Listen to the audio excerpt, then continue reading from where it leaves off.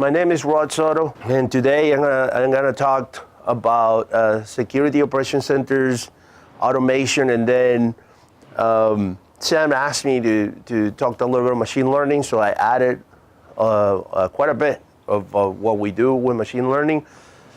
I'm gonna try not to pitch my company, which is Jask, but it's at times it's hard when a lot of these things have never been created and we're doing it, so it's hard for me to say or to find other examples because we're the ones who,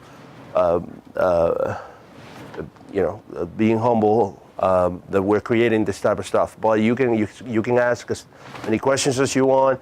We'll have links for open source stuff. Jask, one of the things that Jask does is sponsor community and open source projects. And I will have the links for you. One of the things that I do as a researcher, I open source most of my research. So all my presentations are free. You can see them in YouTube. You can download them. Same thing with the code. So we will go over that. So here's a little bit about me. I've been in the industry for around 15 years. Right now I work for a company named Jask. Which is a security automation software platform as a service. And I've spoken at all these conferences, been on TV, you name it, Rolling Stone. I don't have a formal technical background. I have a bachelor's degree in psychology. And I actually practiced it for 3 years. Until I realized I was not gonna be able to make ends meet. And then I taught myself, I self-taught myself IT. My first operating system was Windows NT 4. And I learned back then, we're talking about the 90s, using BNC connectors to actually troubleshoot networking. It was kind of funny. So from there on, I had many certifications from SANS to IT, VMware. I got 3 MCSEs, you name it. So, but what I try to say is that for most of you don't have to. Many times people see others in the industry and see all this certs and all this degrees, and then they get discouraged. Again, I want to make it clear. You can do this. If you put on yourself. You're in the right place. You're in California. You're probably in the best place in the world to be in pursuing cybersecurity and technology. So don't get discouraged. So let me start talking a little bit about what a security operations center is, which is part of what we address at Jask, and then we're going to migrate from the pain in the security operations center to what the use cases in machine learning we're trying to address. So basically, this is a facility where usually enterprise information systems such as websites, applications, databases, data centers, servers, network, desktops, you name it, most of the assets are monitored, assessed, and defended when applicable. So here's a picture of one of the biggest security operation centers in the world. I used to work here. This is Akamai in Las Olas, Florida. You can enter there with our Retina scan. There's around 48 people here, 24/7 shifts. What you see here, obviously I obscured it a little bit because, not to reveal much, but it's basically the internet. Like if you look at it, you see Amazon, you will see Apple, for example, the Olympics, streamed by Akamai, for example. The Apple, a lot of the Apple events, when they release stuff, the iTunes store, at one point we're passing through Akamai. It's 30% of the internet, 5 hops from anybody. So back then I was at the DDoS mitigation service, which was Prolexic. Prolexic is a real company. It was not embedded by Mr. Robot. I'm not sure if you guys ever watched Mr. Robot. There's an episode where they say, hang up and call Prolexic. I worked at Prolexic. It was real. And Prolexic was a little tiny company in Hollywood, Florida. And we used to have racks of servers and mitigation devices that I don't think we even met code. for those devices to be there. But from there, believe it or not, we fought nation states during 2013, where the American banks were under attack. It was called Operation Ababo, and I was part of the incident response team. It was called the PLX CERT. That's to give you a little bit of my background in security operations centers. So obviously, you need, depending on the size of a company, obviously you need a security operations centers. If you had too many assets, which you obviously had to discover first and make sure that you know they're there and what they're doing, threatening IT incidents, even downtime for certain things. That's what the Security Operations Center does. So for example, if a main server goes down, they will get an alert. If there is mitigation or defense technology reports and a type of attack, they will pick it up and they will act on it. And what I mean they will act on it, they will create an ACO, for example, or we will, I was, for example, one of the things that we used to do is, let's say you're being attacked with Hulk or Loic, which was an anonymous tool. Basically, the SOC will grab a PCAP, send me the PCAP, and then I usually had 10 to 15 minutes to create a SNOT signature. You create a SNOT signature and you send it back to the SOC. The SOC usually checks the syntaxes of the signatures and pushes it to the mitigation technology. That usually takes between 10 and 15 minutes. A normal attack usually gets mitigated pretty quick. An advanced attacker knows that you have between 10 to 15 minutes to create a signature. Depending on the size of your infrastructure, it may take that to just push the signature. So a nation state usually would play with that. So I knew that between the minute 10 and 15, they will change the signature. So even the botnets, let me tell you, it's interesting because the latency goes from both sides. From our side to push the signatures, and from their side of botnets. Like their botnet was so huge that it took 10 or 15 minutes to be in full effect. So if you were looking at the mitigation screens, you would see how it will go in crescendo. And you can tell how the number of IPs was going. And you can tell when they hit enter and they started sending the commands. And it wasn't immediate. It takes time. So basically, in our case, obviously, it was necessary. It was a service. And sometimes for companies, it's difficult and it's expensive. First, you need to have an infrastructure.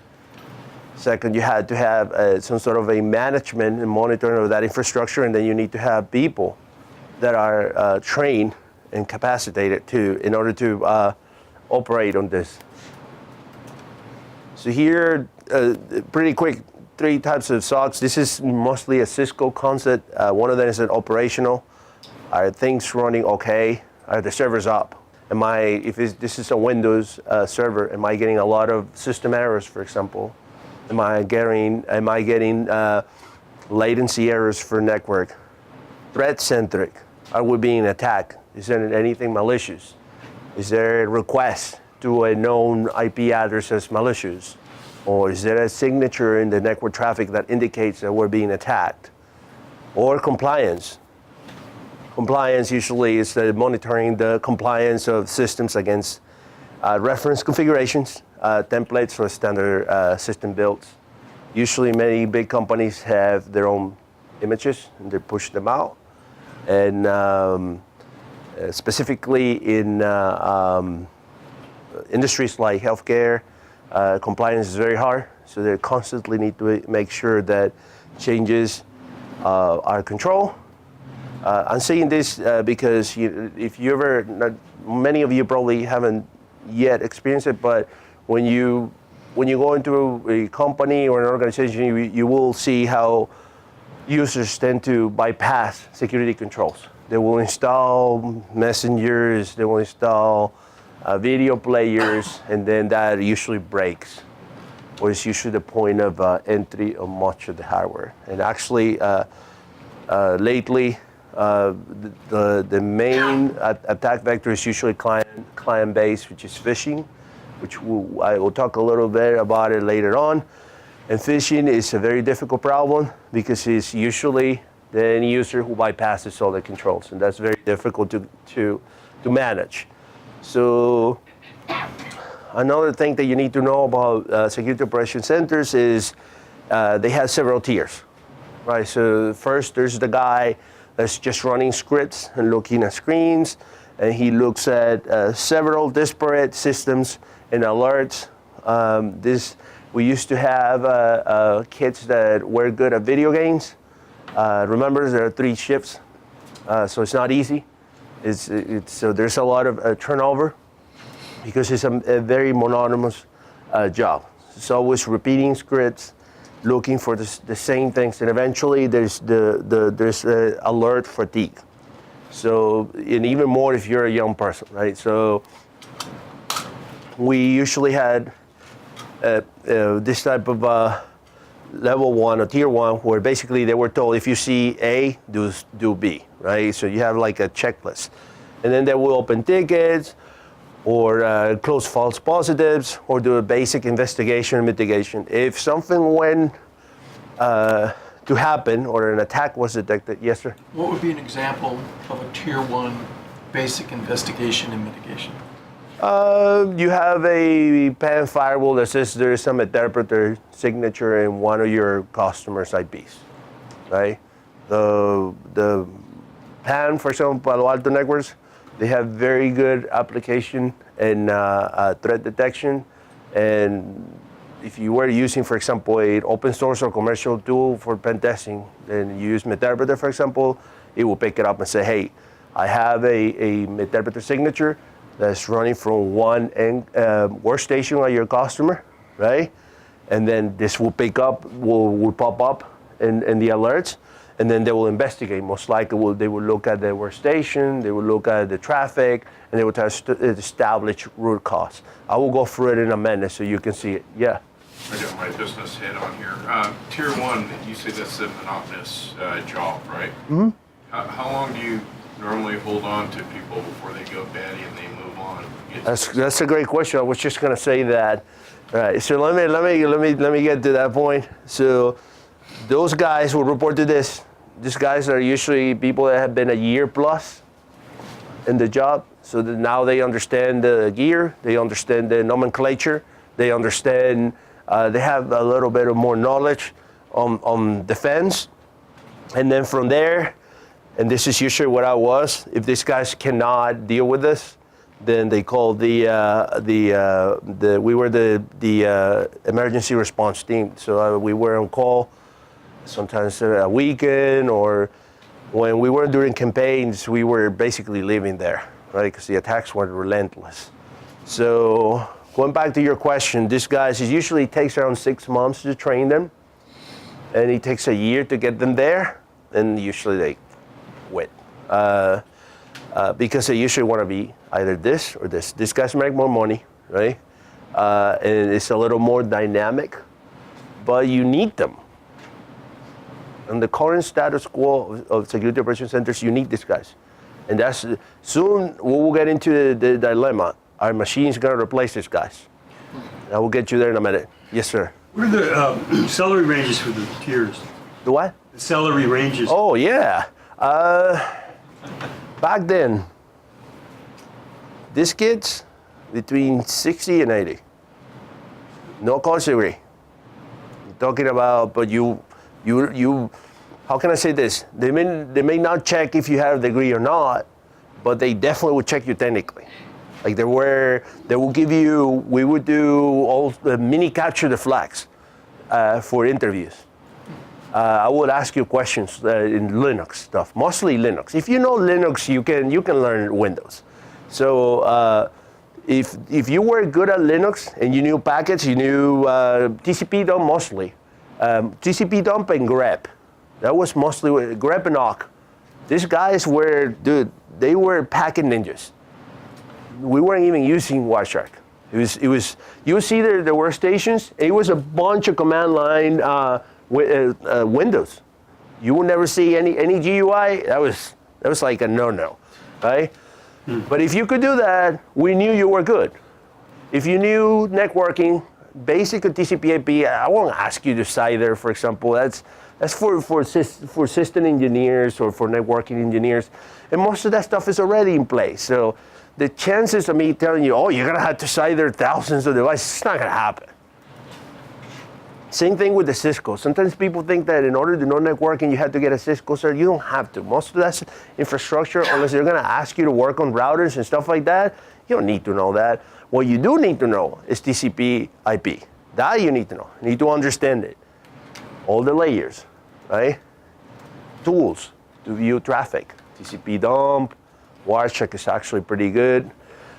We use basically TCP dump because it was Linux, and that's what we train our guys on. So then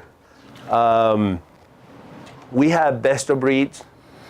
So there was what we call loggers that were usually either Snort.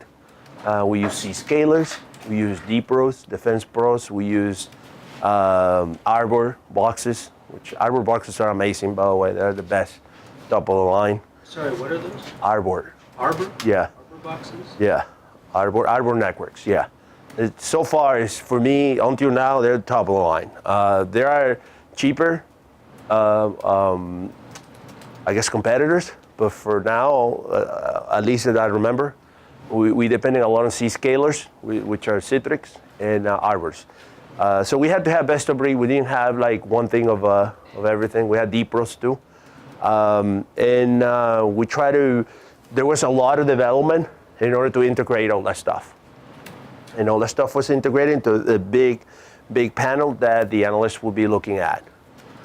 And then from there, we had the tiers, right? And then the tiers will be supervised by managers, right? Because you have to supervise these guys. So if there is a night, for example, that there's no attacks, you remember that picture that I saw you at the SOC? There's a big temptation to put a movie there and order pizza.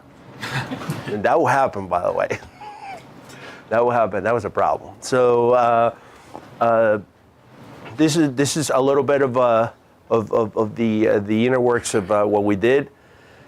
I was already talking about it. In our case, we have our own ASN, but most security operation centers, they will get information either from websites, applications, databases, data centers, servers, networks, desktop, pretty much everything, even mobiles.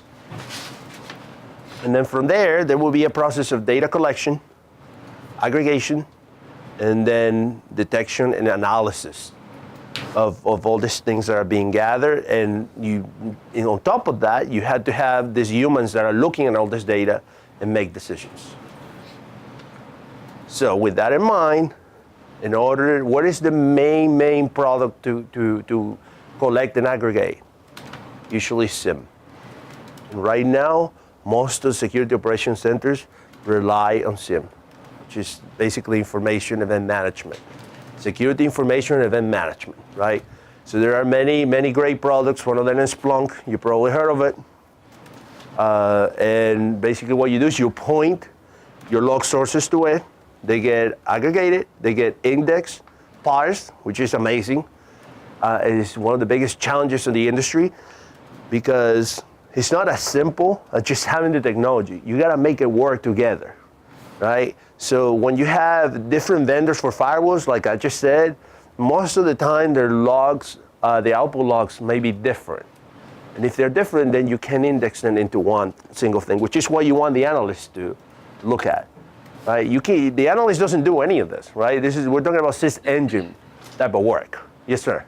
So is putting all of that information into a readable, understandable format? Is that Correct. Is that basically due to That's what this right. different vendors and a lack of integration?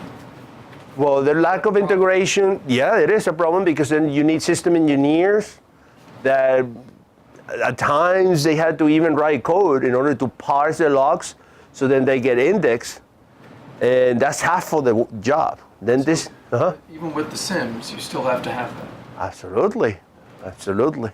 So this is for you one day. If you guys do well and continue your career, you will have to look at this. And you will have probably an organization that will say, hey, I need to collect all our logs and we need to know. You have certain benchmarks. Right now, as it is, SIM is the place where most of these things are going, right? And with SIM, there is an entire world of possibilities. What am I going to index? How much I want to index? How fast I want to retrieve? What analytics I want to apply? What am I going to use this information for? So I'm not going to extend myself into that, but just to give you an idea. Yes. About the SIMs. Do you often recommend using more than one at a time? So like daily involved, carbon black, or net forward, etc. But that would be what, a security product or? Yeah, for SIMs. SIM. Well, SIM. Here's some of the top SIMs. Our side, which is kind of its way out, Splunk, which is on top, and then Curator from IBM. It depends. Sometimes the best product doesn't win the bid. Sometimes it's political. Sometimes it's preference, and sometimes it depends on training. Right? You go into an organization where they only know Splunk, they're likely to choose Splunk, right? And that's one of the issues that we try to address at JASC. A lot of these products have proprietary type of querying. And in order to understand that, you have to be trained. So what happens is this analyst, which get highly specialized into a specific product, cost thousands of dollars to get them trained, and then they leave. And then they leave you hanging, right? So this may change with the rise of ELK, which is EOK, Elasticsearch, Kavana, and Logstash, which is an open source technology which can be deployed as a SIM, right? We use EOK as a part of our technologies, and I'll get more into it in a minute. But your question is right on time, because this is what's going on right now. Big data, right? Big data is incredible large amounts of data that comes from very disparate sources. There's fluid, it's diverse, and you have things from firewalls. So you may have checkpoints, you may have PANs, you may have Fortinets, you may have, like you said, Carbon Black, Silence, CrowdStrike, Symantec. Your company may acquire another company that just bought a product. So now you have to deal with it, right? So that you can just replace it. We have all kinds of logs, syslogs, cloud logs, which are usually different depending on the product. And like I said before, mainstream SIM tech is great. We have great products, but it's expensive, and some of them are limited. The cost of putting all this together, and some companies even charge you for indexing or storage. In your own prem, by the way. In your own premise, they will charge you for indexing, right? Oh, wow. Oh yeah. On-prem? I'm not going to name them, but they will charge you for indexing at your location. Ridiculous. Okay. All right. Oh my God. All right. So with this in mind, right, and based on what we talk, security is not humanly scalable, right? So it takes 6 months to a year to have a trained SOC 1. High turnover, behavioral problems have people that had, unfortunately, behavioral problems. Cybersecurity is a very stressful profession. There's a lot of challenges for people, and there's a lot of burnout. And as it is, we are very few, very, very few. So that's part of one of the issues.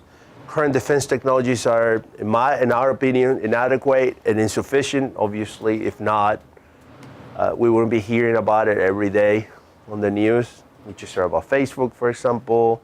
And there's many, many cases that pretty much show that we're not winning. Definitely, we're not winning. So even if the analysts are trained, the flow of data is overwhelming. This is actually true. Even on the SOC 2, Tier 2, or even Tier 3, even if they knew it, had years of experience training and everything, when you're looking with terabytes, In the case of Akamai, at one point it was petabytes. There's no human that can look at that. So stuff will go through. And at times we'll get calls and say, I'm under attack.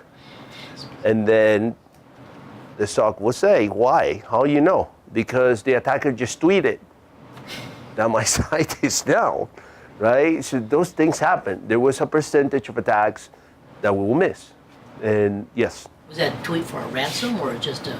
The tweet was, I don't know, you name it, hacktivist, all kinds of stuff. Like you name it. It's crazy. We had one attack that was very, just one of the most curious attacks I've ever seen. It was a script that they compromise a Linux server and then they will cat a speech from Barack Obama.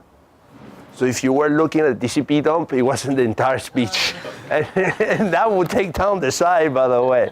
That could be a long speech. That was, I remember looking at it, oh, that's a curious attack. So all this stuff will cat it and then pipe it to whatever target. So you were getting all this package with a presidential speech. That was an interesting attack. Large number of false positives. This also creates what we call alert fatigue. So what happens is many times what gets detected is not accurate. That usually is because either the defense technology is outdated or it's not tuned in the right way. It requires an expert eye at times, a trained eye, to understand that this might be a false positives. And then what happens is after some time, the analyst basically says, I don't believe this, so they stop paying attention. And then you can train off people in all this. Explain that last statement. After a while, they... Yeah, after a while, they don't even log them. They said, oh, this has been a false positive for 1,000 times, so I don't care anymore. And that's just called alert fatigue. So that is a problem. So here's an example of U.S. companies took an average 206 days to detect a data breach. This is from 2017. That's from the Ponemon Institute. And here's the cost of it. So there's definitely, it's cheaper to attack than defend. You know, you don't need much to attack, but to defend is it's incredibly costly and it's expensive. So now let's get a little bit of what SOC automation is. So what we try to do is apply technology to streamline the ingestion, the collection, the analysis, and the actions of the Security Operations Center. And we're trying to do it in a self-regulating, automatic manner. And one of the things that we're doing in order to achieve that is applying machine learning, which we'll talk a little bit in a few slides. And the application of this technology, we're trying to cover all the faces. I just, I'm trying to take you from A to C. You saw all the faces. So we don't want to replace human. And I can tell you this, machines at this point, I've been I was part of the first generation of, for example, a user behavior analytics startups 3 years ago with Caspita. And back then there was all this expectation of how machine learning was going to take over, and we were all going to get fired, and they were going to take over. That's not going to happen, right? We're not there, and I don't think we'll be there in a long time. Yeah. What's the limiting factor? Is it just the technology or the hardware or That is a great question. the level of knowledge? I think the technology is one of them. Back then we had Hadoop, and Hadoop was great, and it's definitely a step forward, but Hadoop proved to be limited as well. I can tell you I did a proof of concept in a software company in Seattle, which I will not name, but we did over 9 billion of events. And we had a 64 cluster Hadoop cluster. That kind of narrows it down. Yeah. And it crap out. I remember I had 5 PhDs, guys that pretty much write the project that we were working on, and figured it out. So these technologies have a limit. They have it. So that's why I don't think we're there yet. We will get there someday, but I don't think, at least to replace the human entirely in cybersecurity, we're not. Now, the guy that we just talked about, that wants to play video games, that wants to play the YouTube when there are no attacks and goes for cigarette breaks every 5 minutes, then that guy, yes, that we may replace. How we're going to do that, I will show you in a minute. That guy doesn't want to work there. That guy doesn't want to work there. Nobody wants to, or at least a person, a kid between 18, 19-year-old that is making, think about it, $60,000 or $70,000. That's a lot of money for a kid that age, right? But from, at least in Florida, that's quite a bit of money. But think about a kid that enters at 9, leaves at 6 a.m. How long before they say, I don't want to do this? And that happened constantly. Mostly the late night shifts, it was the turnover was incredible. So what ended up happening is that most of the managers had to take care of it.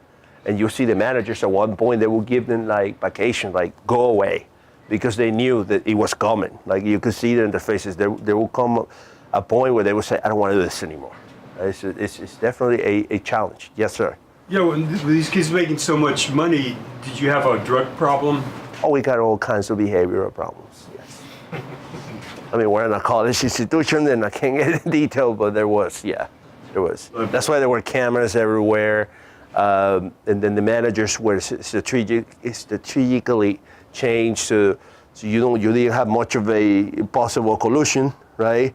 Because remember, everybody goes to bed, and you're leaving 22, 23-year-olds with billions of dollars in infrastructure, right? And, I remember the screen was like from there, you go around this room. The temptation is right there. I mean, you have bandwidth to play whatever you want, right? Movies, imagine torrenting, sharing. There are dangers. Start thinking about that. As a cybersecurity professional, this happens a lot. Like, I remember one time, past in my career, there was an instance where students were hiding MP3s on copier hard drives. Oh yeah. And you realize that because you see the pipe. And you're like, how is it that this copier is getting so much traffic? Of course, because they're pulling MP3s from it. See, so I want you to start developing, right? And then when you have such a big pipe and so much toys, yes. When you were talking about, when I asked you about Tier 1, and you were talking about how people leave after a year and a half, right? 1 year. Is 1 year, year and a half. Is that because because if a company finds a good Tier 1, so I'm an employment specialist working in computer science and IT, right? Right. And cybersecurity here. If they find somebody who's a good Tier 1, do they kind of tend to keep them in that hole? That's a great question. Yes. The ones that it was almost like a game of, let's say I like you a lot because you are awesome at your shift.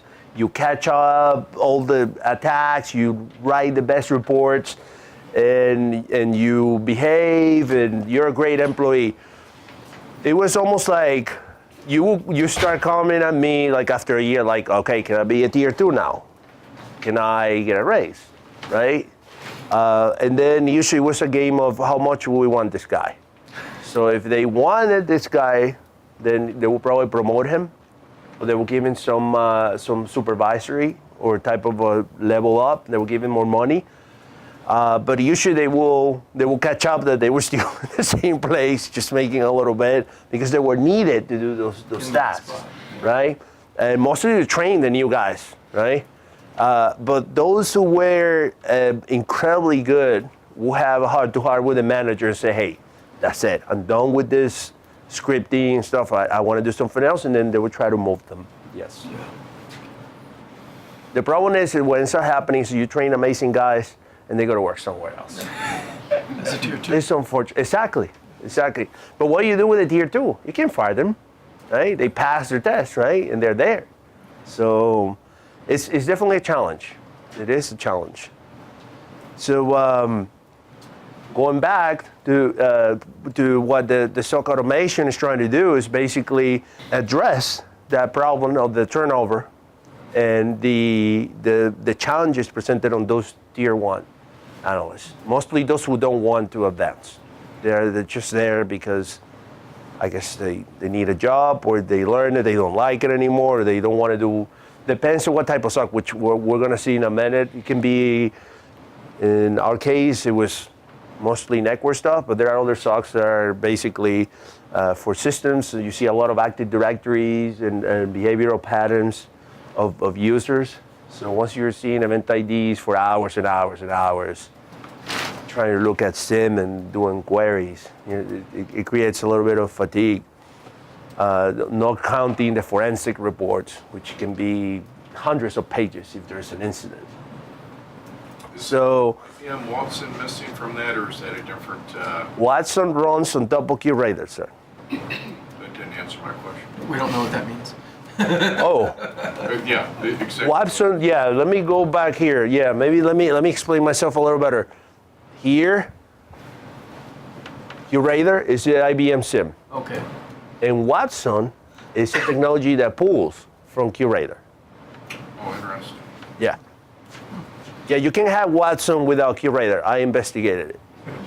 Okay. I saw a demo of Watson one time. It was impressive. Where they had some sort of a heuristical way of searching on the internet and saying, hey, I believe this was whoever attacked it, which I found very impressive. But we were trying to sort of figure out, reverse engineer, what are these guys doing? Because we found that impressive. So that's where Watson, but Watson has also many other applications. So going back to SOC automation, some of the technologies that we're applying, at least at JASC, is we're using commoditized distributed processing technologies, which is cloud, Hadoop ecosystem, Spark. We use Amazon, AWS. AWS is becoming the basically utility of the internet. Everybody uses them. It's like Walmart. They canceled my account today for some They reason. did. Yeah, I don't know why. I don't know. Well, Amazon, let me tell you, the security department, Amazon is on top of everything. So if they see you doing shenanigans, they'll cancel you right away. I got canceled several times. Even when we were at Akamai, we were doing stuff that was for research, they were on top of their game. So you had to give it to them. And we're using machine learning technologies, which I can tell you this machine learning. Back then, a lot of the machine learning technologies were being developed. Now a lot of these giant companies are open sourcing it, and its machine learning is being commoditized. We actually use the TensorFlow. You probably heard about it. TensorFlow is a Google technology. So remember what I just said. Machine learning is being commoditized, right? So if you ever seen the trends in industries, right? Goes high, cost a lot, eventually plateaus, right? So this is for those who were rushing into becoming data centers. So we use our little bit of Google Cloud, Cloudera, or Azure, depending on the environment that we're at.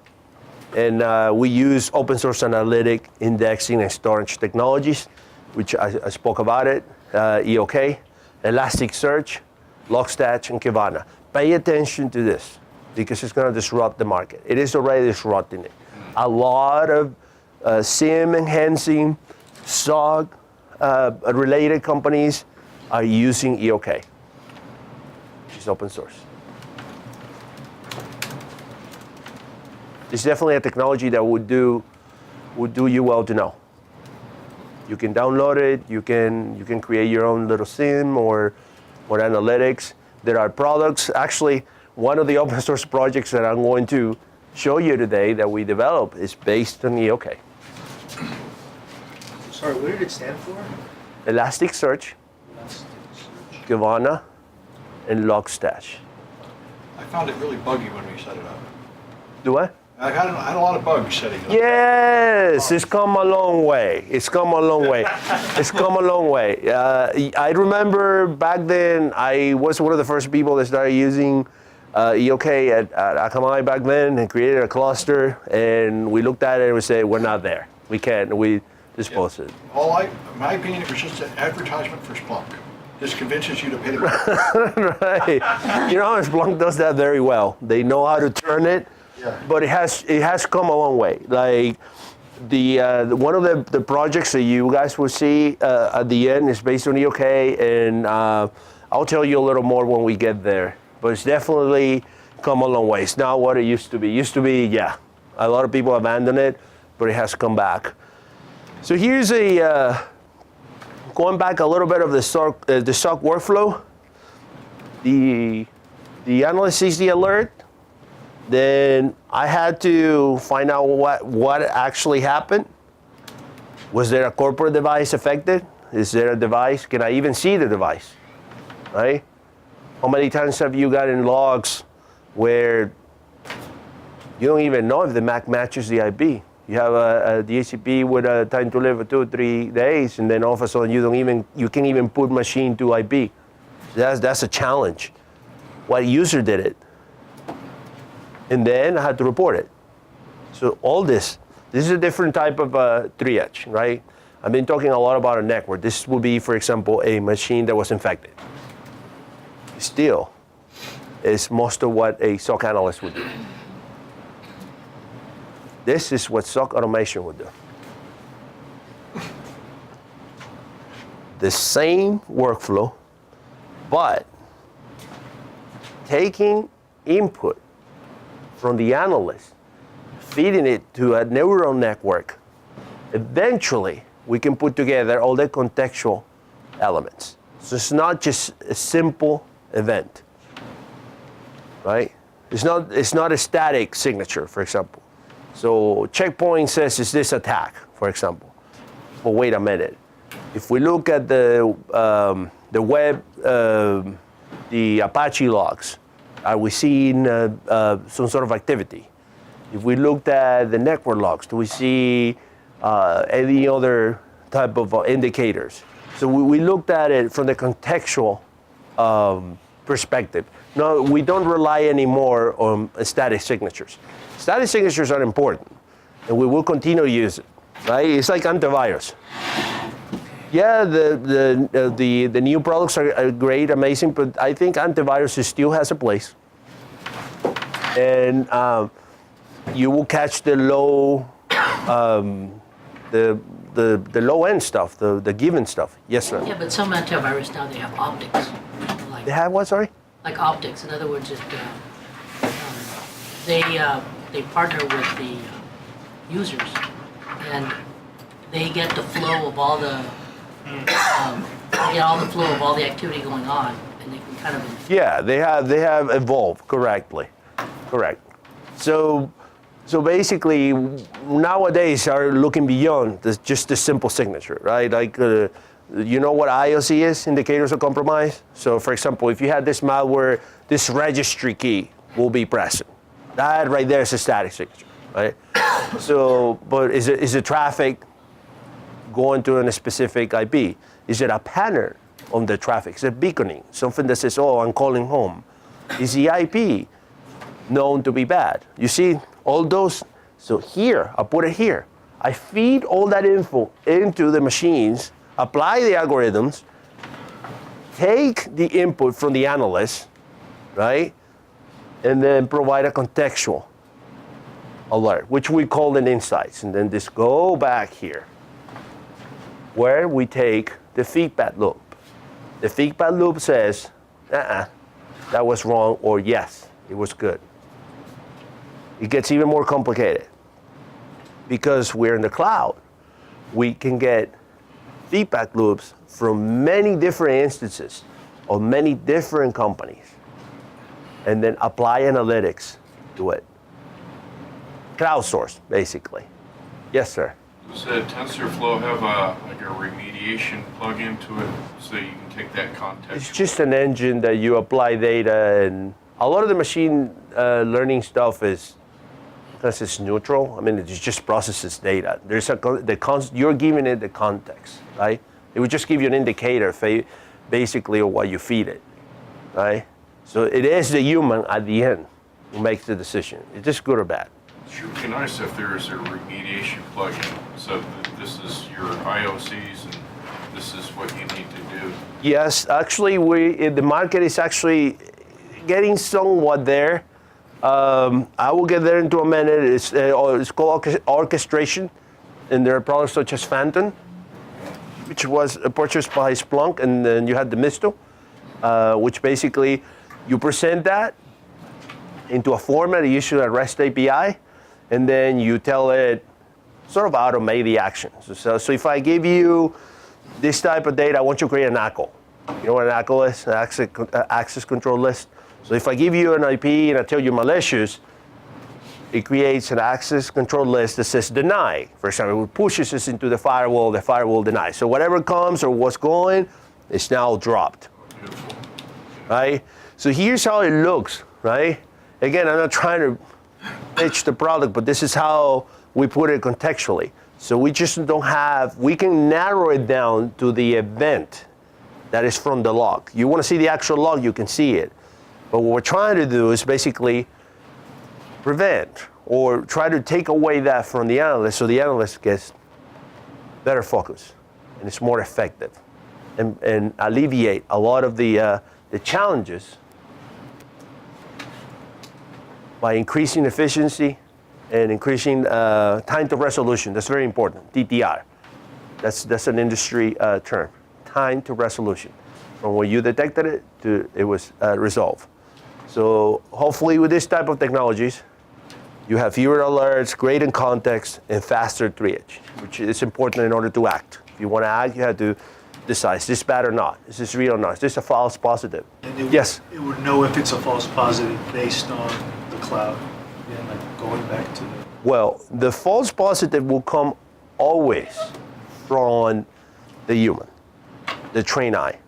The machine basically is giving you when we train the machine learning, right? When we train the machines, just so you know, machines can only learn how you train them. So it's like kids, right? You train them, you tell it when you see this, do this, right? It can get a little more complicated as we go, depending on the number of data, depending on how much computing power you have. But at the end of the day, it's all about the training and the data set. Just like a printer, you feed them crap, we'll print crap. It's true. Yeah. Does the machine outcome give you a probability? Well, and there will be instances where there's a probability. There will be instances where there's a ratio. There will be instances where it's binary, it says yes or no. It depends. It depends how you are architecting your output, right? In the case of the analyst, what you want is to give them a number of indicators, which there's a probability that there's something wrong here, right? And part of those indicators will be among them the static signatures, which we still use, right? They're helpful. So we give them the probability. If The human decides, yes, Give absolutely, them the probability. yes. You can say as analysis, you're wrong. This was example.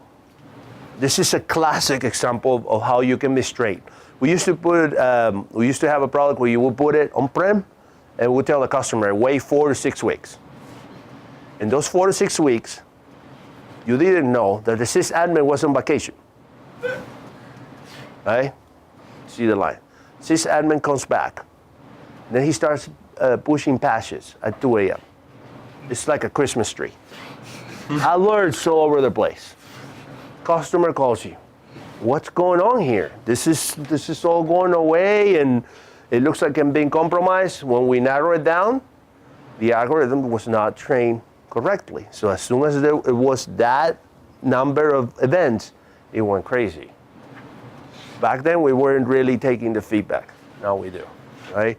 I'll give you another example. Sometimes you gotta be careful how you train algorithms, because depending on what context you may actually create more trouble that you're helping.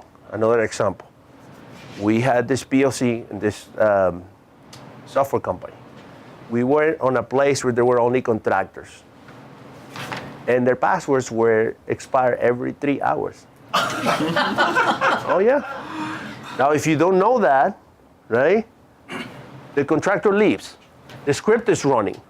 At one point, the password will be blocked. And then you're gonna get all these attempts, right? If you don't know that, what would you think? That you're being brute force, right? Somebody's trying to do that. So then the product goes crazy, right? So this is a special case though. But just to give you an example how you can just take assumptions of things. And it's important we, right, as practitioners, we try to, if we work with data scientists, we try to create as possible, it's what we call ground truth. Ground truth is what's really happening. It's usually difficult. We can try to recreate it in our labs. There's usually a problem known as class imbalance. Class imbalance means too few are bad, a lot are good. So it's hard to extrapolate, right? Why? Because companies will not give you ground truth. Nobody's gonna tell you, here's the logs, here's how I got compromised, and now I had to pay a million people identity protection, right? I'm gonna get sued by shareholders. You understand what I'm saying? So it's very hard to get a hold of this data. And that's why community is important. Sharing data sets is important. And actually, what I'm going to show you, we share our own data sets that at least I try to create, and you can try to work from that. But it's very hard. Usually, in order to do the detection, it's very hard. Unless you're a company like Silence, who had billions and billions of events from endpoints to have all over the world. You had to have telemetry, and you had to have an architecture in place in order to get to a point where you can train your algorithms. In the case of the SOC, and what we're talking about here, we still believe that it's a human who ultimately will make the right choice. The trained analyst, again, this can go the other way. If you have an analyst that is mediocre and is feeding the wrong, right? Somebody's telling you, put the hand in the fire, right? Like a human, right? Then it's gonna go bad. So, yeah. Have you ever seen a contract or SLA that a company successfully indemnified themselves from liability in the case of a breach? In what sense? Kind of thinking outside the box here, but you know, with all the sophistication of the attacks, I mean, even tier 1 banks are getting hacked. Bitcoin exchanges are getting hacked. Have you ever seen a contract where a company was successfly, the tech company was able to indemnify themselves, say, hey, if we're breached, we're not responsible? I'm not gonna name the company. If you're breached, right. you're not responsible. I'm not gonna name the company, but you can Google, and there are several lawsuits ongoing. Certain companies that went to certain institutions and say, you're good to go, and then they got compromised, and then the company said, wait a minute, you said I was good, so now I'm suing. So yeah, so it's very relative. California is very hard in that sense. You are forced to disclose. California probably has the best laws in that sense. Other places is difficult. So continuing here, we try to use a scalable based on smart elastic technologies. You use it what you need, spans or strings. Crowdsource feedback, like I told you, from experienced analysts, and we try to train the algorithms on that feedback. Obviously, there's a need of a certain number of instances. Again, it's all about the data and the quality of data and how you label it. And that's what your job is. The trained eye, the one that can take a look and say, this is a user agent that matches, I don't know, SUS, for example. So, recapping. Basically, we want to automate basic, repetitive tasks, alleviate alert fatigue, automate ingestion, processing, indexing, and alerting, depurate false positives and repetitive alerts, present what's relevant, analytics, machine learning, and streamline and speed up triage, reduce TTR, time to resolution. So basically, to go a little bit, so I can start talking about our use cases, it creates a scenario where detection of threats is based on dynamic and multi-contextual indicators is possible and enhances your analyst. Maybe you heard about this, security operations analytics platform architecture, or security orchestration, automation, and response. Somebody was asking about it earlier. Not a problem. You can integrate with SOC automation platforms. It's just an output. Output gets grabbed. And in fact, one of the things that we did in one of our open source tools that you would actually be able to get it is we run an algorithm that looks at a PCAP. It tells you if there is a delivery of ransomware, and then it gives you the name of the executable. From there, we pipe a Python script that basically grabs the name of the executable, creates a PowerShell GPO type of string, and pushes it into an Active Directory domain controller. And then all you have to do is refresh your GPO, and it will block the executable. That is actually in our repository. You will see it in a minute. So very important this, and I want you to take this home. Technologies evolve, technologies disappear, technologies die. There's something new. One of the things that as a cybersecurity professional you need to understand, you constantly need to study and keep yourself up to date. Don't give up, because otherwise you will be like the NT4 guy that's trying to find a job right now. Okay? I remember when an Oracle DBA was like $120,000, $150,000. I don't think they make that anymore. So technology always plateau, like anything, right? So be careful what technology you choose to specialize at.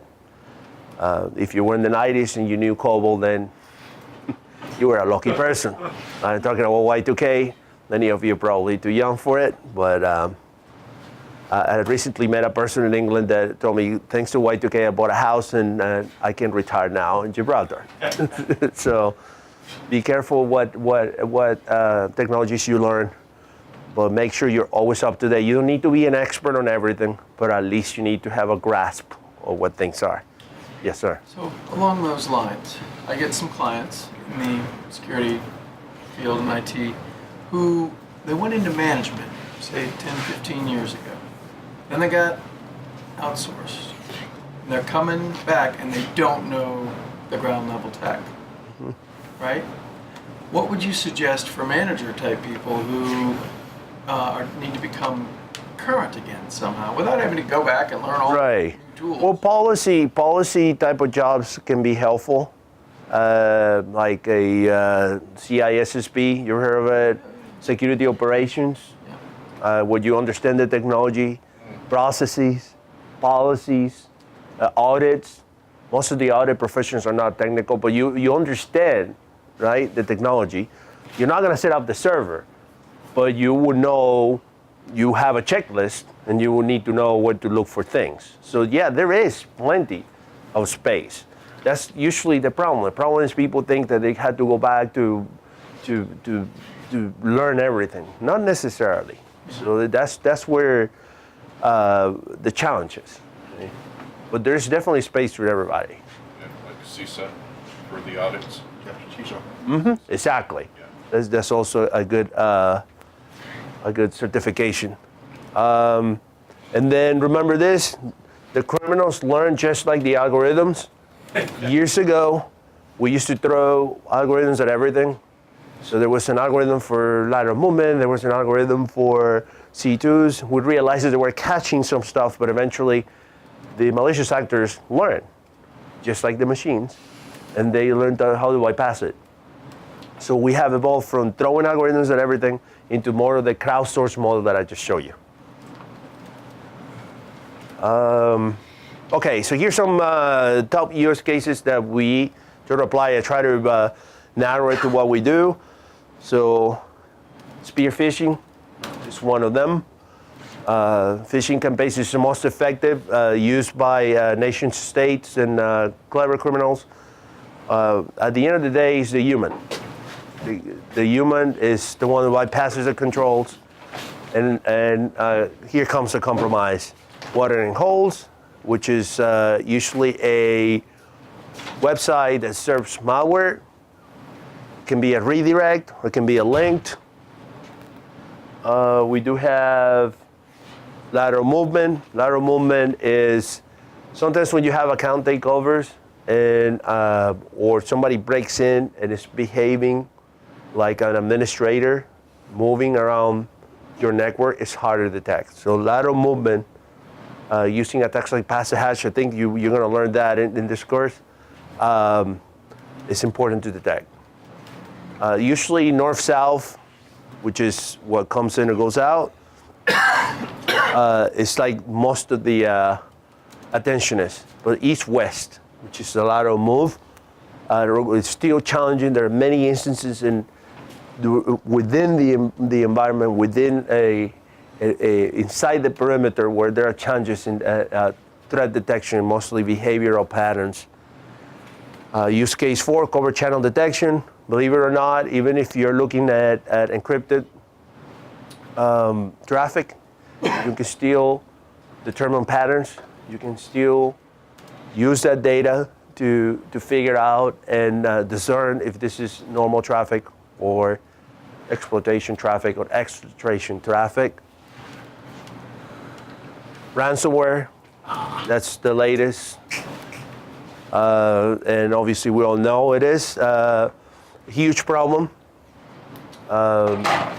Affects cities, affects nation states. Sometimes it's combined with destructive software. And it's definitely a huge challenge.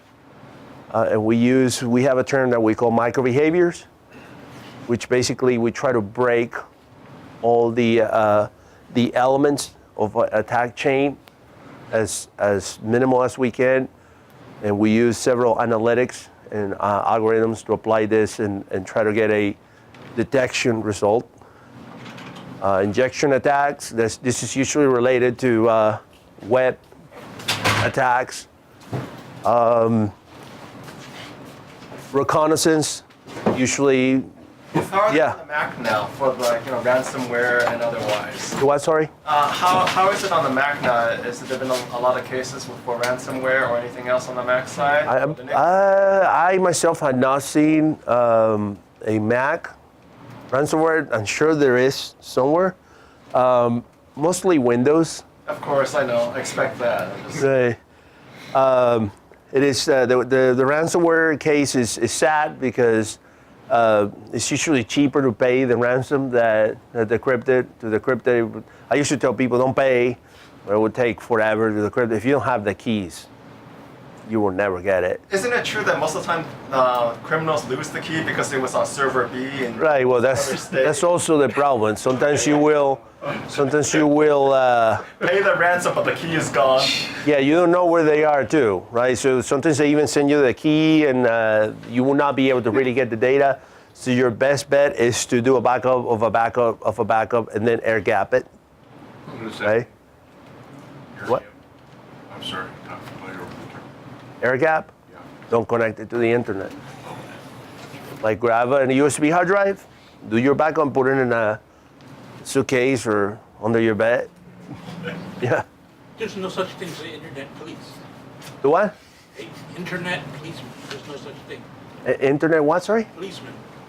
Internet enforcement. No. You have the IC3 center from the FBI, and usually there has to be a number there of damages in order for them to pay attention to it. Right, it's gonna be over $1 million at least. No, it's usually over 5,000, but obviously I can tell you, if you get ransomware on a desktop computer at home, I'm sorry to tell you this, nobody's gonna come and help you. Yeah, unfortunately, no, you're on your own.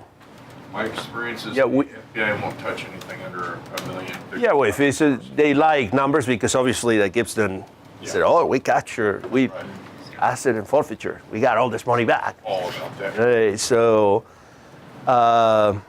you're on your own. We're the cavalry, right? We're the cavalry. Actually, I spoke on I am the cavalry. There's a call to arms from Josh Corman, which I think is admirable. Which is we are the cavalry.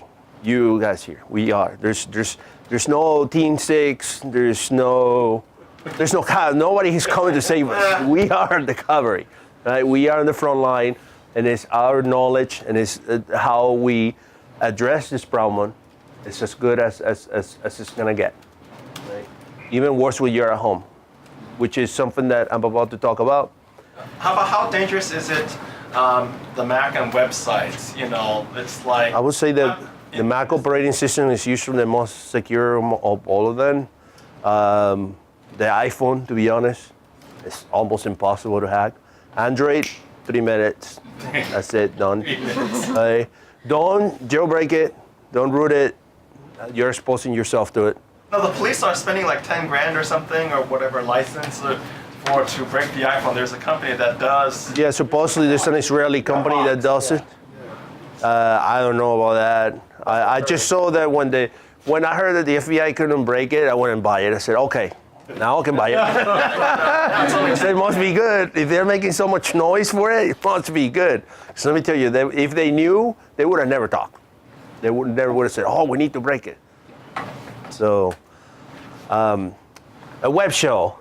A web shell is a piece of code that's usually it's written in the language of the targeted website, PHP, ASP, JSP, and basically it's like a remote administration tool that you can upload. There are ways of detecting via machine learning. A simple way is you look at the curve of connections, and you can see how the pattern of normal people connecting to a site, and then you see this one IP connecting to the same place over and over and over and over and over. Credential theft. Usually we used to look at this for VPN compromise, and then we will look at patterns. Do you log from California? How is it that now you're logging from New York, or how is it that you're logging from Taiwan now? So you log from New York and Taiwan 2 hours later. That's technically impossible. Obviously, you had to get from the logs. You had to process it. You put a benchmark, and then you had some sort of a alert. Yes, Well, sir. if you're using Tor, wouldn't it look like that? Tor is usually prohibited everywhere. And just so you know, Tor is incredibly monitored. You got a target on your back, huh? Yeah. I usually tell people, you want to notice, is start using those tools. When we were you don't think we saw everything? We had our own ASN. We have our own ASN. So what would we look at? Oh, wait a minute, this guy is encrypting. And we see the pipe enlarging. Oh, what's going on there? Movies, data, right?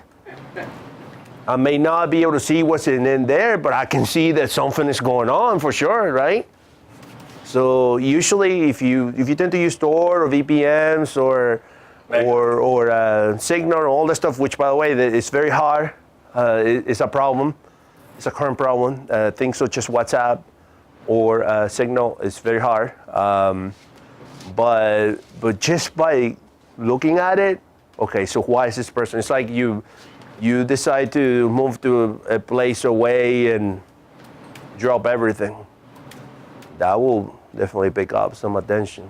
So I can tell you, Tor specifically is monitored. The dark web is monitored everywhere. But it would look like that, right? Like you're logged in from different places. Well, there are lists which are public of Tor nodes.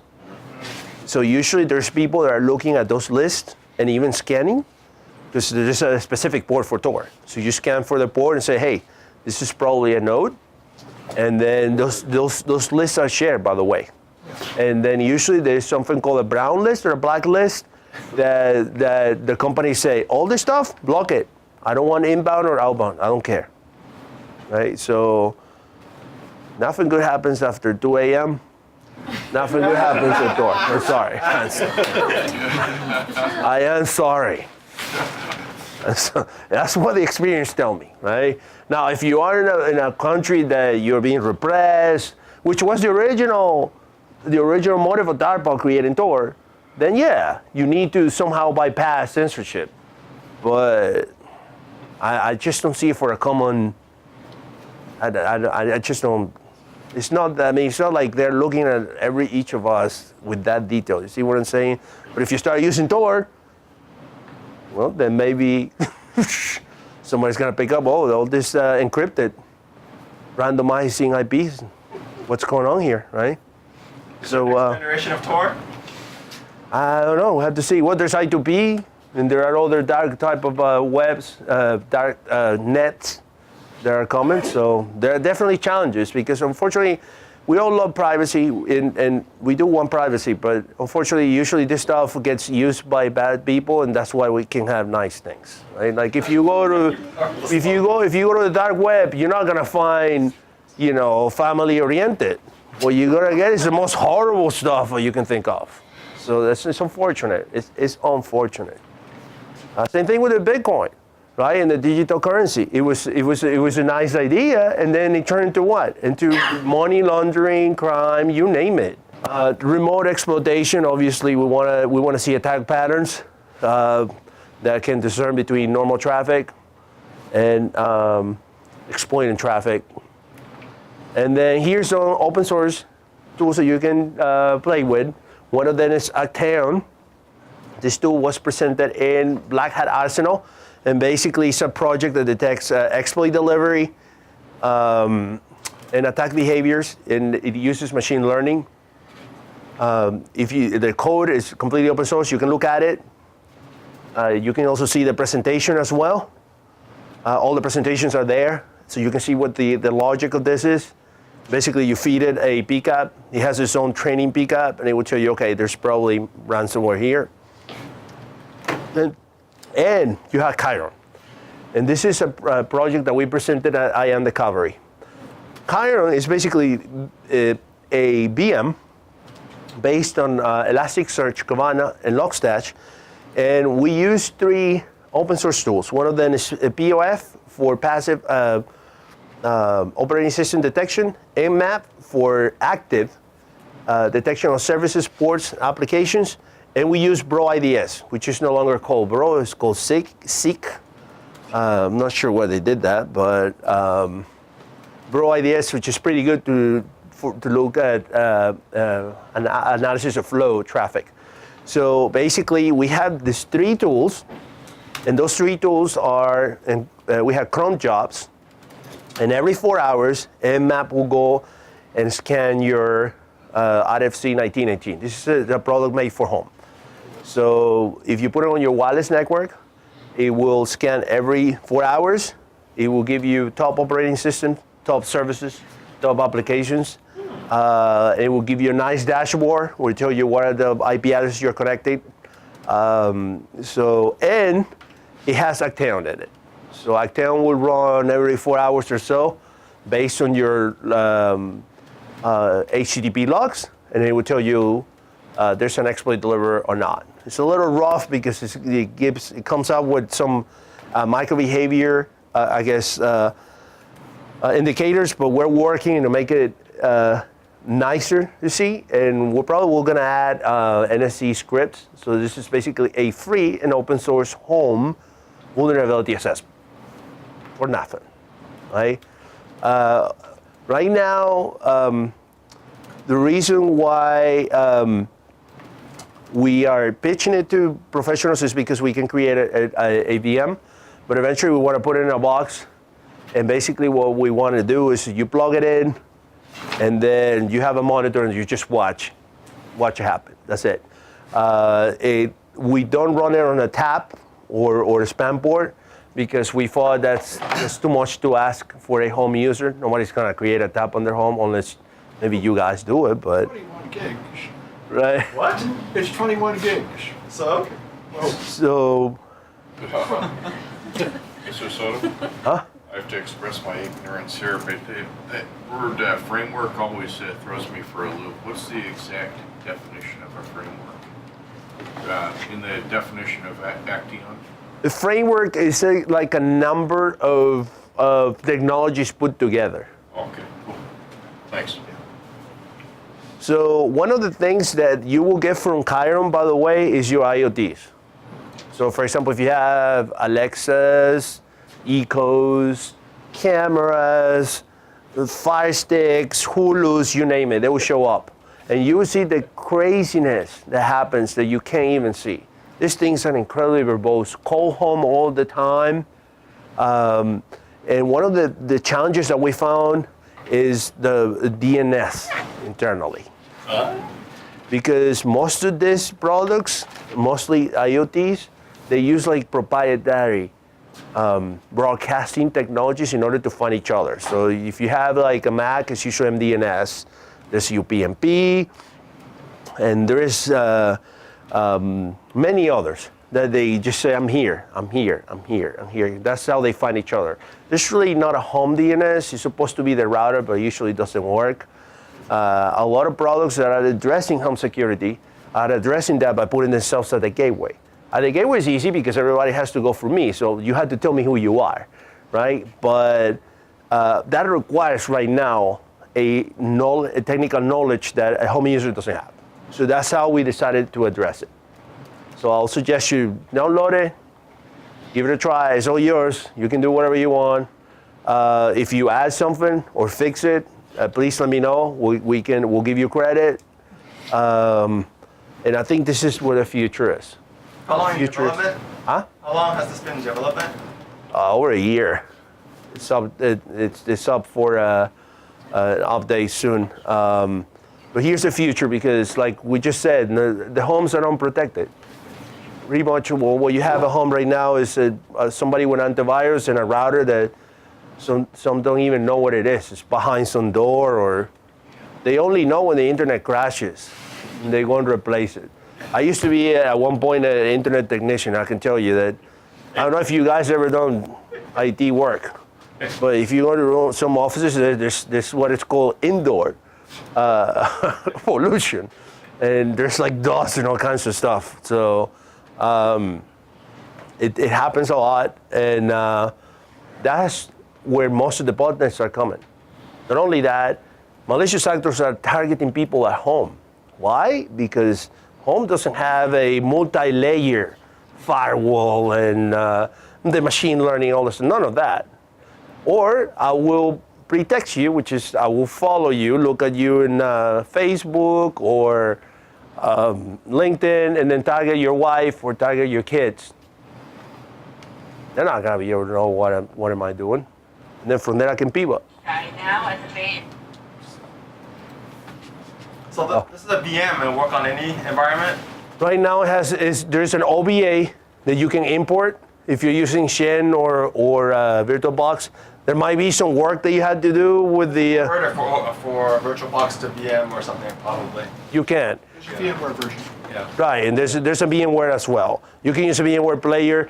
I'm working and getting a Vagrant, Docker, and a new version. What? Hyper-V? Will it work on Hyper-V? Oh, I gave up on Hyper-V years ago. I got certified I got the first cert on Hyper-V in 2008, I think it was. And then I realized this thing was not going anywhere. It's gotten a lot It works better now. Yeah, I've been told that, I yeah. want to make one copy just in case some business person says, oh, I only have Hyper-V. I'm like, Yeah, somebody asked me for Hyper-V, but there's a way that you can turn a VDNK, which is a VMware, into a Hyper-V. I use VHD. Just VHD too, yeah. copy the VM from one disk format to the other and then put the Right, over. you can do that. Import. Yeah. I'll give you a warning though, from the OVA, because I did it, you may have to play with fixing the NICs. This is usually an issue when you go from one to the other. But So what? I mean, there's only one NIC. okay. Yeah. And there's a script, actually, when you start it, that grabs your subnet and then passes that argument to Nmap. Because Nmap needs to know what your subnet is in order to scan and then post it on the dashboard. So if you see it, if you actually go on the cron tab, it's all automated. You don't need to do anything. You just have to browse and wait for it to happen. Give it 5-6 hours. Resource? Huh? Is this program heavy resource or light? That's a great question. It depends. If you're like me, I'm a cable cutter, right? So I have Amazon, Netflix, you name it, and everything. There are parts of my house that I haven't touched a light switch in months. I was getting 5 to 6 gigs per day, and I noticed that when we reach 3 days, it will crap out. So we decided to use Curator, and Curator looked at the logs and the indexes and cleaned them out. Right? This will not replace your SIM, by the way. I know there are many people are trying to do it. I know of a company that got 3 of these running. They started putting that in their subnets. This will not replace your SIM. If you want to use something that gives you true detection, then you can get JASKs if you're at that point. But don't be that cheap. This is for home, and it's free. Are you So running Sonic then, gigabit, or what are you running? the one? What are you running for internet? No, I'm using Comcast. Plain Jane, yeah. No, not really. I wish I could, but Not a heavy user, okay. They have gigabit now in some locations. DOCSIS 3.1, you can upgrade. oh really? Yeah, gigabit. I'm doing it. 900 megs. Cool. Yeah. Well, usually, you know what I do? I put the modem, I put it pass through. So that way, I have like 5 Wi-Fis. So then it goes through a Cisco, and then from there, like my IoTs, I have them in one Sonic, because I realized that mixing it up, it just breaks everything. Yeah, what you can do is you get a phone line that gives you 120 megs, and then you get your DOCSIS 3.1, and that gives you like 900 megs. Oh, wow. So That's awesome. You can boost it if you want. I'll take a look at that. I'll talk to you after. Sure. So, in conclusion, I mixed up a little bit of several things simply because, I wanted to give you guys more of like an overview. But in conclusion, most of these technologies are here to help us focus on detecting and most of all vision. Vision is the main thing.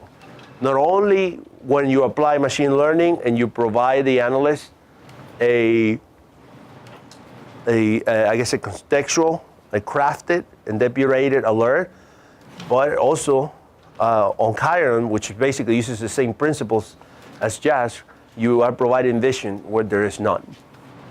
And the idea of this is basically focus, reduce TTR, signal, noise to signal ratio, skill shortage, and automate actions on detection. Eventually, hopefully if Chiron progresses, then we'll work at one point how we can block or provide some sort of defense mechanism. But that's the idea. The idea is to bring the principles of enterprise defense into the home.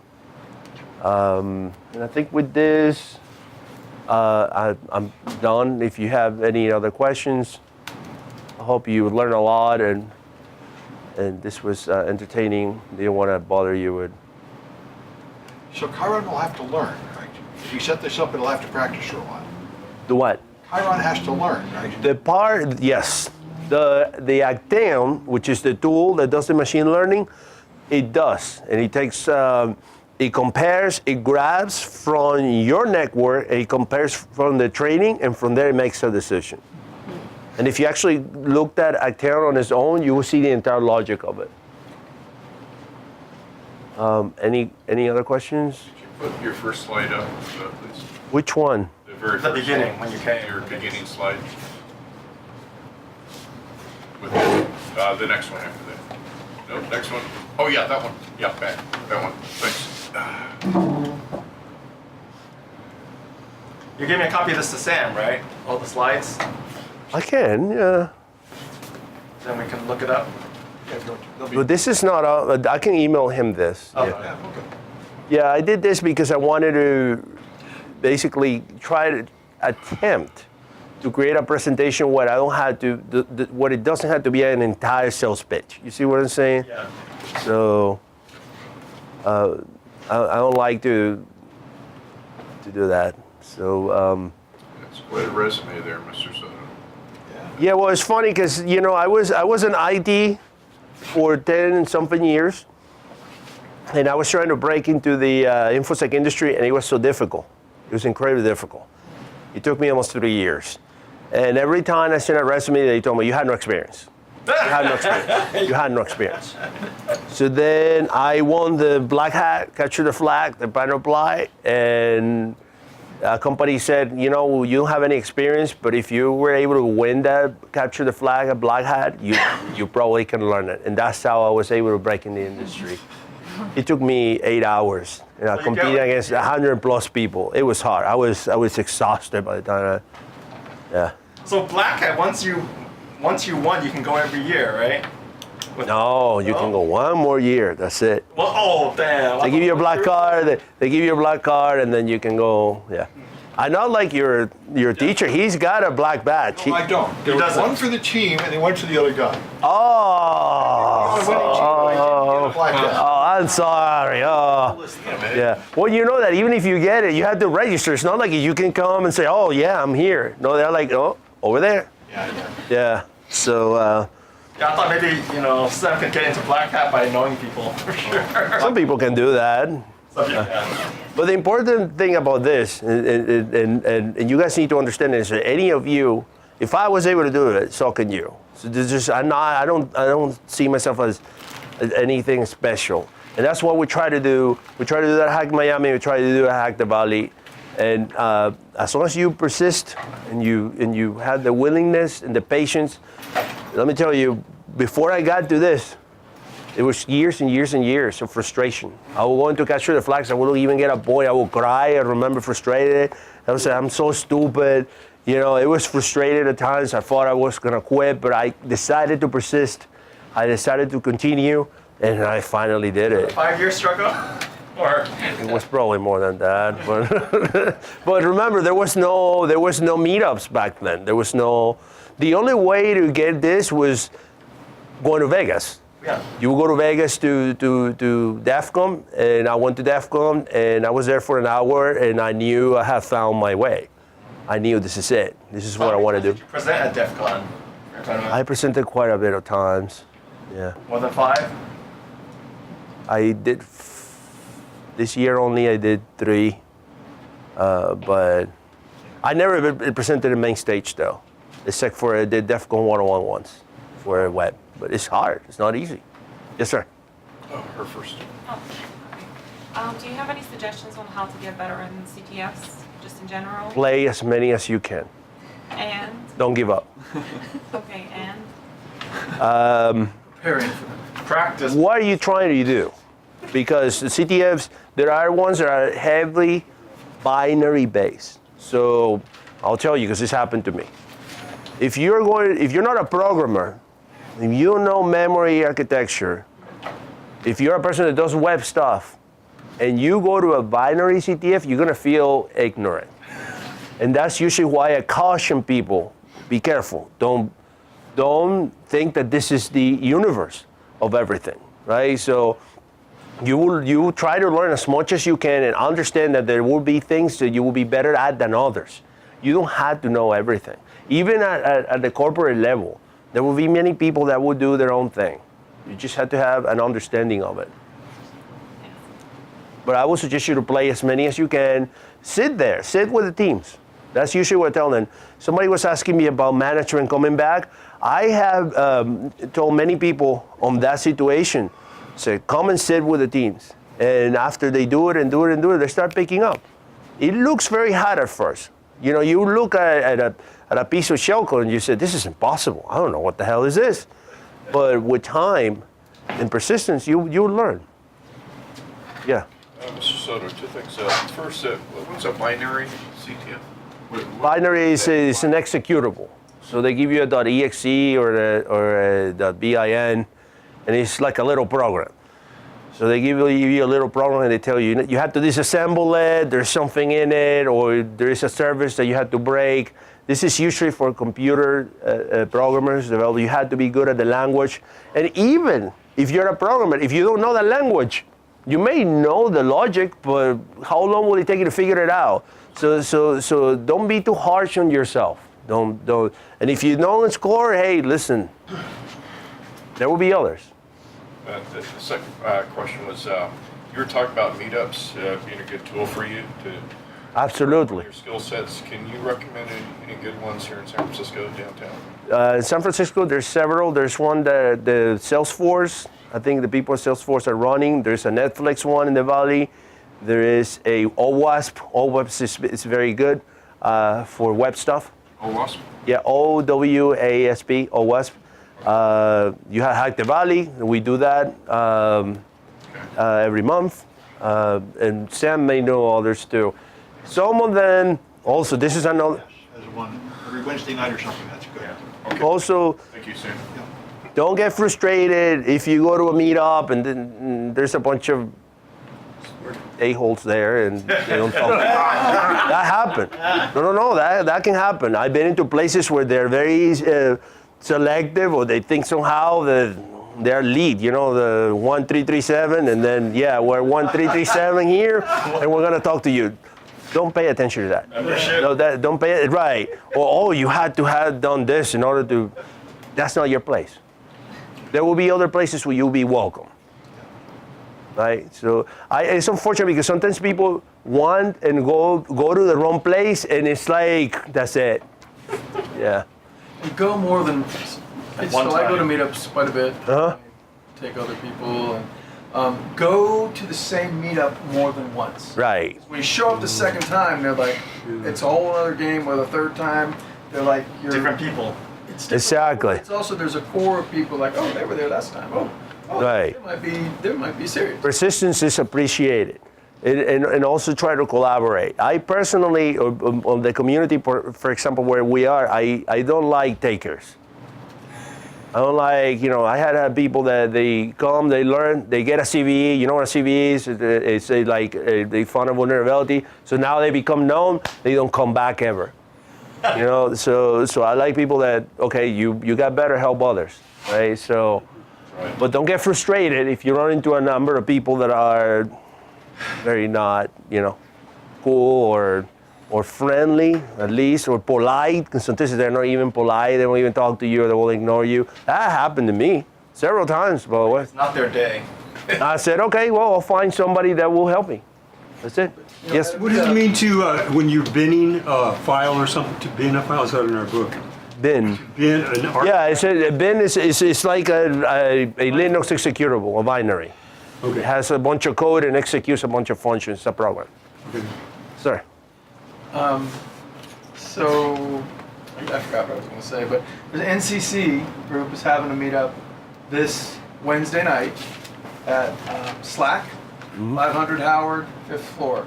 I'm going with one other student. I think there's a few other people going. Are you going? I think I might have gotten an invite, but I haven't Okay. thought about it. Yeah. So, that's just Is that NCC the company? Yeah. That's a good company. They have good research. I have good friends that work there. So there's a lot. That's a good one this week. And also, just like he just said that, when you're trying to get a job, that's the best place to go. The best place to find a job in this industry is by word of mouth and by relationships. You will get this cut and paste 20 years of Hadoop. Hadoop was created in the 2010s maybe, I don't know, 2011s, but they want 20 years. You see what I'm saying? That stuff that makes no sense, HR. Don't pay attention to that. You usually don't know. So try to network, try to make relationships in the industry, and that's the best way to do it. And a lot of times, people have been hired because of their attitude, because they look at you and they said, okay, if I'm able to see that you can think outside of the box and solve a problem, this is what I want you to do where you're going, mostly in security. So that's also why CTFs are great, because many of the CTFs that I've done, they have interviewed and hired people. I just had a case of a kid that he was in second year, and he just got hired for a military contractor. Right there out of DEFCON. They saw him doing this stuff in a challenge. They said, how do you solve it? They talked, boom, he's working now. No resume, just by map. Exactly, yeah. Just demo. Yes, sir. I know you're focused on enterprise here, but I guess now endpoints are part of the enterprise. Yeah. What's the best tool to secure the endpoint? You know, my boss is the ex-CTO of Carbon Black, so Carbon Black would probably a great choice. Silence. Silence also pretty good. Silence is free right now for like the next 2 weeks. It'll be in your homework. It's free until the election. So it'll be homework, but you have to do it like the next week. Yes. Right on. Yeah, by the way, the Silence is an amazing product as well. From the new generation, they seem to be right there on the cutting edge. So, How do you spell that? CY. CY. L-A-N-G-A. LAN. CY? Yeah. Silence, yeah. Silence. Yeah. LA? Yeah, A-N-C-E. Silence. Okay, cool. Thanks. Yes, sir. Okay, when it comes to time to talk about money, how do you know how much you're worth? Okay. That's a good question. How would you do that if you were to figure it out? Okay. The way I had told people is, depending on what you want to do, the best way to find it is job sites. You go to Indeed, Monster, and then type either search, type either titles, or type either tasks, and usually you will see how much they're paying. That will give you an idea. Yes. Also, companies are required to answer the question now, it's the law, that what is the salary range, usual salary range for this position? By law, they have to tell you. Oh, okay. That's a new law, right? And This then year? you can look at, Since when? since sometime earlier in 2018. Oh, that's great. How about the W-2? Are they still, is that still legal? Say it again? When you go to a company, right? And then you said, I want 10. And they said, okay, we'll give you 10, but you're gonna have to prove that you were making 8. Because if you're making 3, we're not gonna give you 10.